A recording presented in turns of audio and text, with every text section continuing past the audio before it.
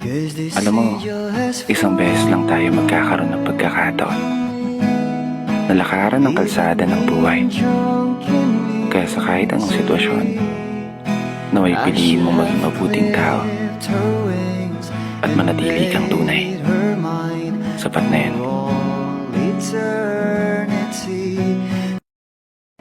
Alam mo, isang beses lang tayo magkakaroon ng pagkakataon na lakaran ng kalsada ng buhay.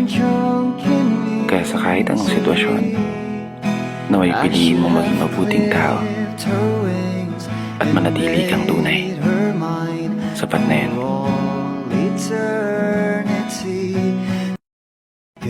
Alam mo, isang beses lang tayo magkakaroon ng pagkakataon na lakaran ng kalsada ng buhay. Kaya sa kahit anong sitwasyon, naway piliin mo maging mabuting tao